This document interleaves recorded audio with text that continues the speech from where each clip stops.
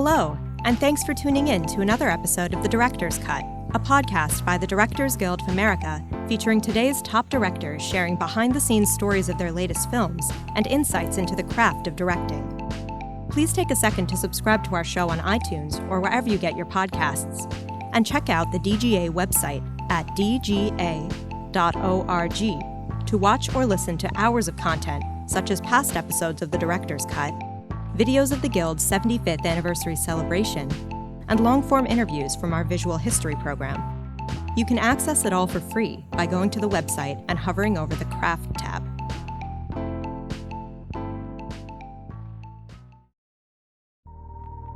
This episode takes us behind the scenes of director Lauren Greenfield's new documentary, Generation Wealth.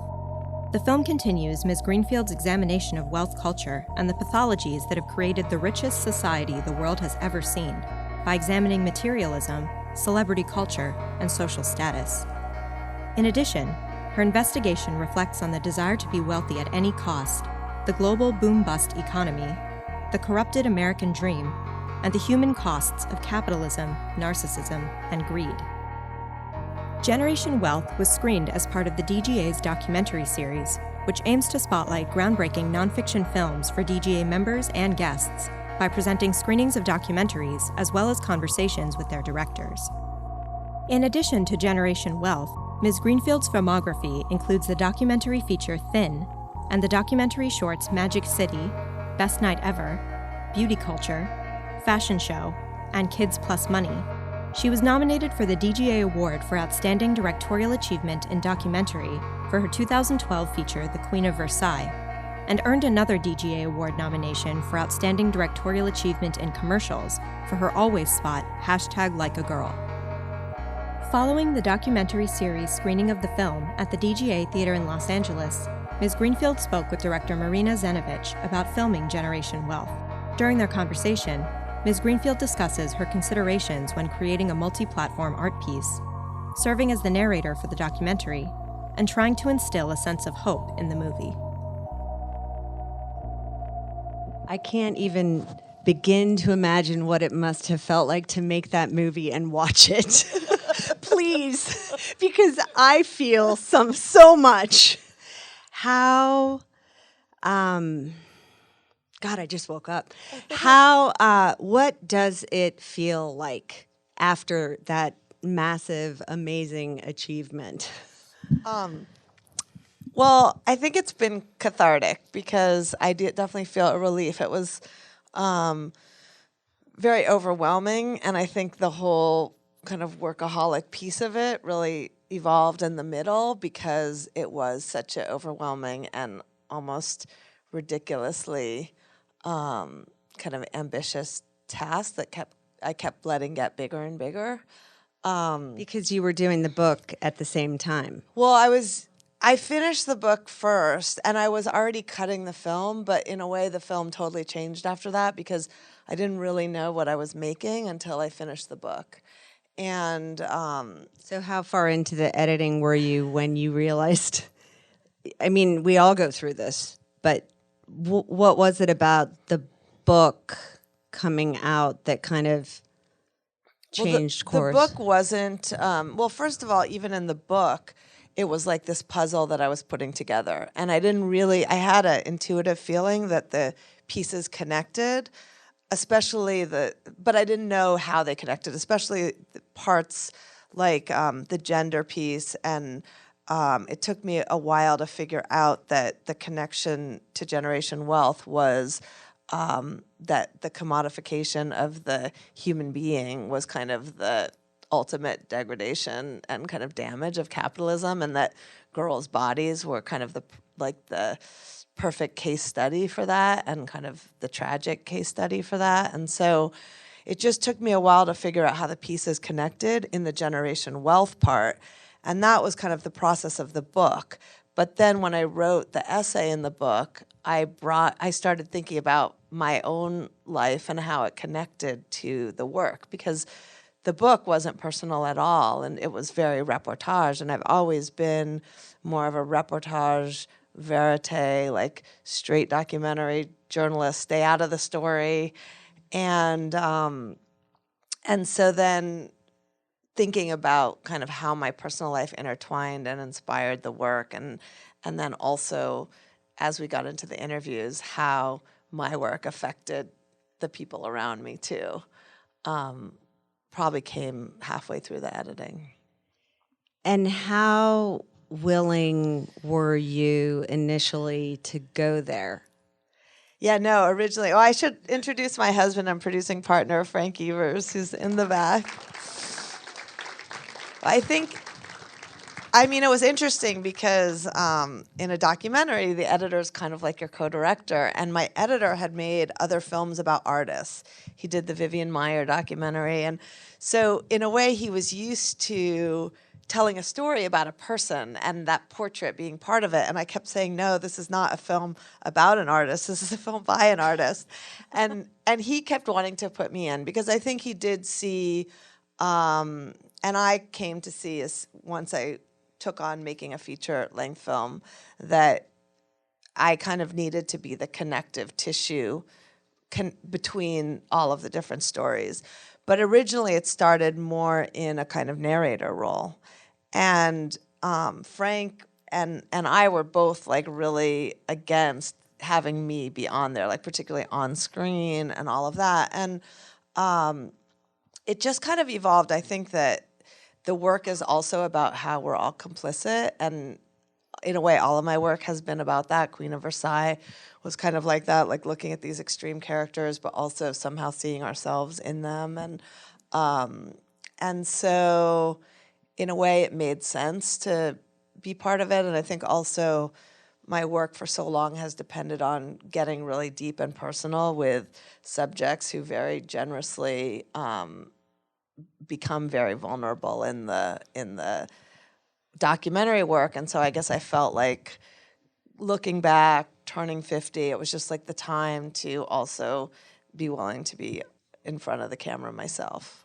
Well, that's the decision. Then you have to do it, which I know is incredibly hard. And because Lauren and I are friends and neighbors and our kids are friends, I watched you kind of give in, and I learned so much about you from watching your mother and seeing, just the whole tale. So how hard was it for you to go there? Well, I guess there were two sides of it. There was the filmmaker side where I was just trying to make a good film and kind of doing whatever that took. And I didn't really think that when I was a narrator, I didn't really think that I had an arc, so I wasn't going to be really in there. But then when I was doing these interviews and these really relevant themes started emerging, I think I started interviewing my parents and my kids more as representatives of their generation. But then when Noah... What? Yeah, more like the American dream before, and then my kids more like the experts on social media. Okay. And so, and it was only in the second interview that I did with my mom, with Noah, that we started talking about us, and he said the damage is done. And are you crying at that point? Yeah, I was really sad.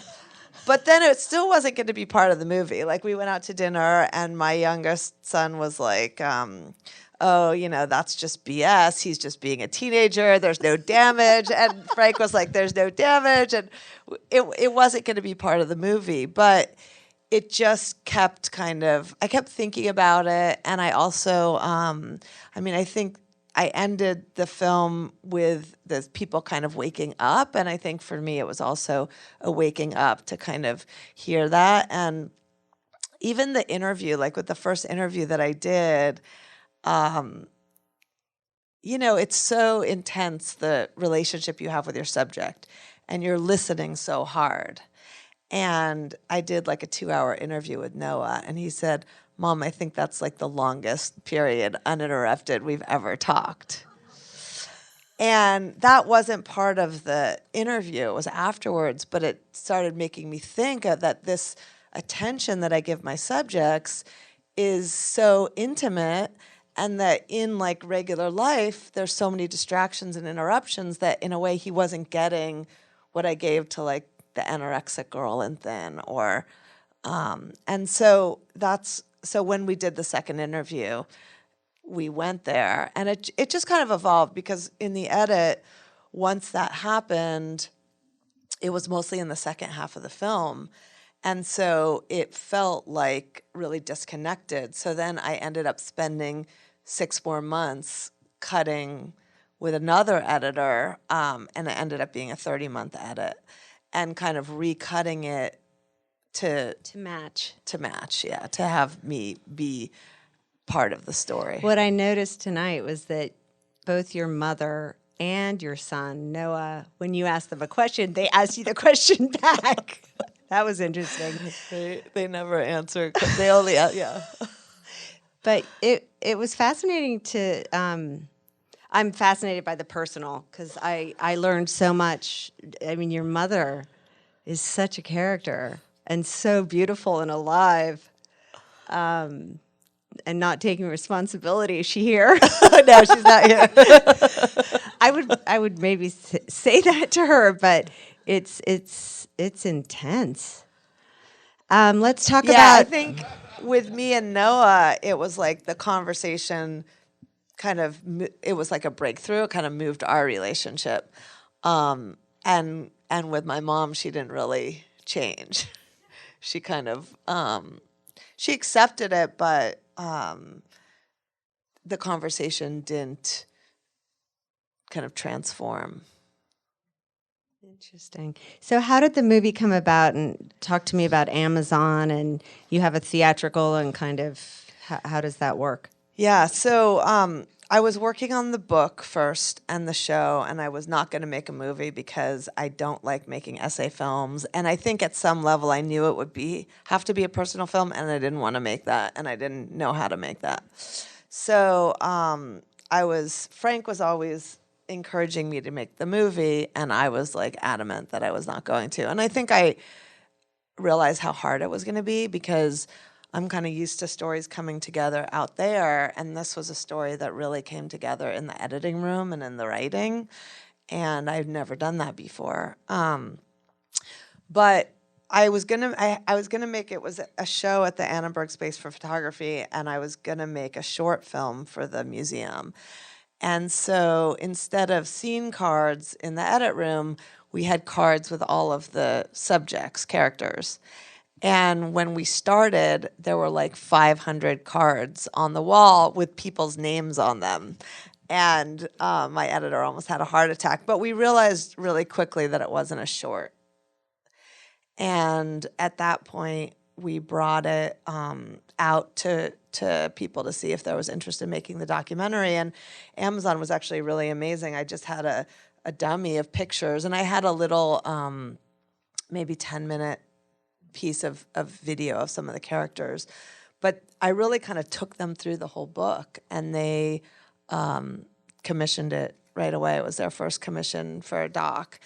And we were really excited to work with them because they're doing traditional theatrical release. So it'll be in theaters with a 90-day hold before streaming. So we were really excited about having that opportunity. So did you write the movie as well? Did your editors talk to me a little bit about that process? I ended up writing it, and it ended up being a movie that really was written, but it went through a million drafts, and I worked on the narration, kind of writing and rewriting, and some of the writing came from just speaking as in the edit room, and then going back and tweaking, and then in the end, I mean, I'm not an actor, and the performance wasn't very good in earlier cuts, and in the end, the director Nicole Hollofcenter came into the sound studio with me and helped direct me for the narration. What was that like? It was really, she was wonderful, and she made me so comfortable that it wasn't really hard at that point. It just kind of, and then we used all the new voiceover from that session. but yeah, I'm not used to writing, but it just kind of evolved as we kind of went through. So, what do you want people to walk away with? Well, I tried to have a little bit of hope in the movie. I think there were earlier cuts where it ended with the part about the whole world's going to blow up this time. And in a way, that's where the book ends. The book is really dark. But when I finished the book, it was mostly pre-Trump election, and when I was working on the movie, it was mostly post-Trump. And I just came to something a little bit different in the movie, where I felt like there was, and this partially came from the writing for my introduction in the book, but I just realized that there was hope in the insights that people had, or that countries like Iceland had, and that I got really taken by the metaphor of addiction, or I don't even know if it's a metaphor. It was like real addiction that seemed to bring together consumerism with all these other desires for the perfect body, to be thin, to have more money, to fake it, that it was all kind of this addictive cycle. And so the crash for me, the financial crash, was kind of the collapse that was, for some people, rock bottom, that allowed them to then change, like in the case of Iceland, and even kind of in Florian's case. And so then I just started seeing with some of the characters' personal crashes, as well as the financial crash, that in that moment of collapse, there was a possibility for agency and change. And in a way, it started to become about this conflict between legacy and the kind of the shit that we're given and that we inherit, and then agency.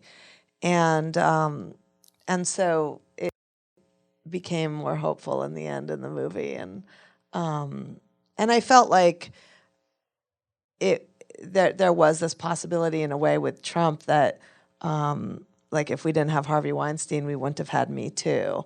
And there was this feeling like it's so bad that there was a kind of engagement where we kind of see what's around us, and we can't take the things for granted that we thought we could take for granted, like democracy and freedom of speech. So let's open it up to the audience. Yes. You don't have to. I think two people here. That's too long to repeat. I'll start with the second part. I mean, he was saying that that I was making kind of equivalency between my own workaholism and the other addictions. I mean, I tried to have it be that in seeing what the other characters were going through, I saw my own kind of addiction mirrored, but I tried not to make an equivalency in the sense that I don't want to kind of trivialize the tragedy of what the other characters were going through, with kind of graver consequences than my own.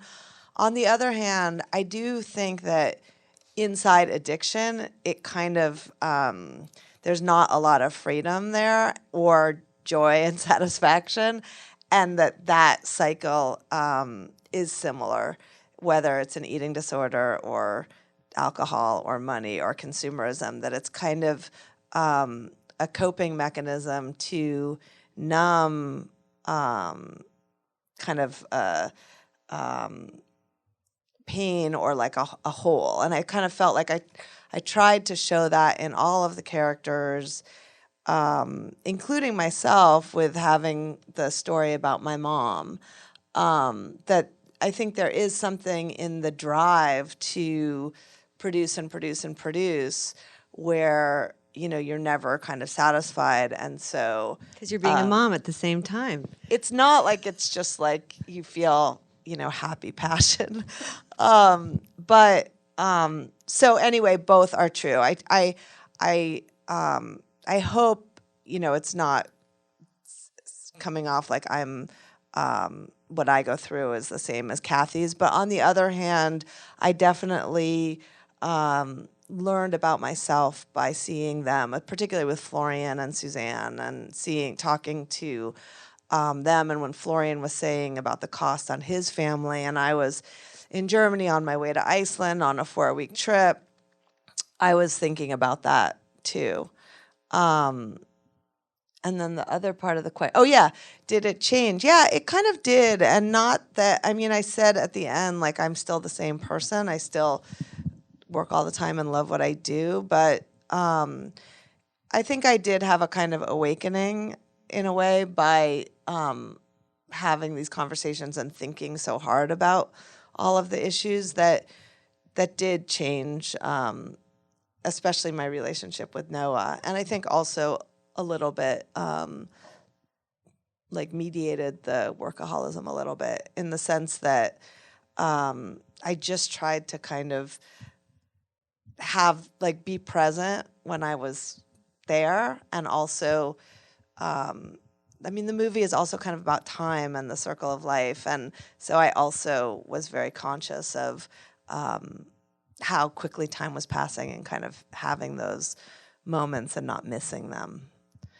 Noah did a Q&A at Sundance, and he said that he thought it had changed our relationship. He said that his grandma said to his mom that she wishes they had talked about it sooner, and that he was glad that we had talked about it. And I think it's just made us more aware and conscious of each other and how we affect each other, and our communication is a lot better. That's great. Yeah. Thank you. Well, Jeff Beal did the music on. Oh, do you have to repeat it? I'm supposed to. When do you put the music in the edit? The same composer did Queen of Versailles in this film, Jeff Beal, and he's really brilliant and really fast. I felt like, I mean, this movie is much more musical than anything I've done before.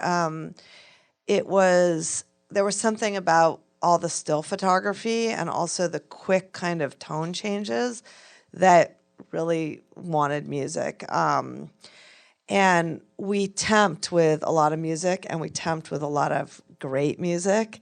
And it was actually really hard to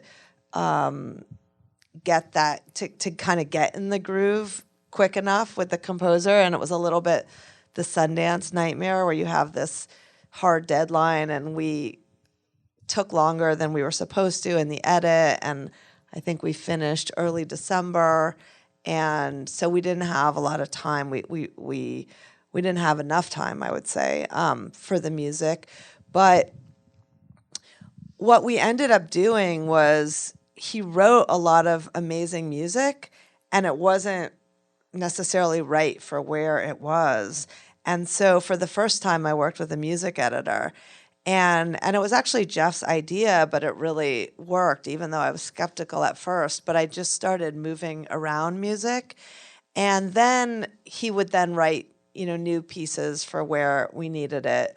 But the music editor was really critical for this. And then we did the orchestra earlier than I would have liked. But even after the orchestra, we were able to do editing, and then the composer was able to add pieces. And then after Sundance, there were a few things that I went back and redid. So I was really happy with where it ended up, but it was actually a really tough process this time. I think it was just very complicated, because it goes from kind of funny to tragic really fast, and in a way, almost all the cues are little stories.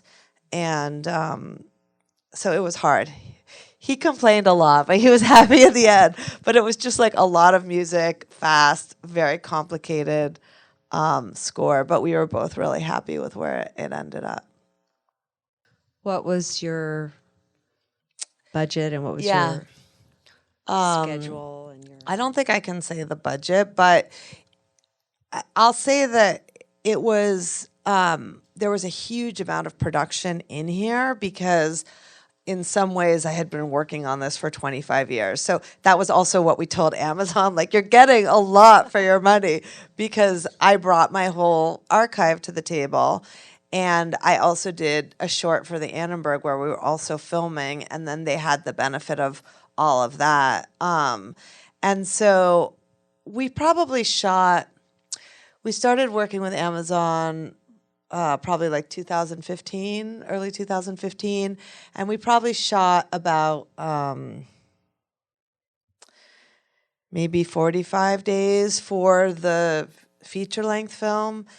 But I had shot a ton before, and actually I had always worked with magazines as a way of getting to great subjects and taking advantage of great research and stories that I was interested in. And so I had done several shorts that I felt would be important for the Generation Wealth Project, in collaboration with like GQ and Condé Nast. And so I had kind of, thinking about this project, done deeper dives into pieces of it.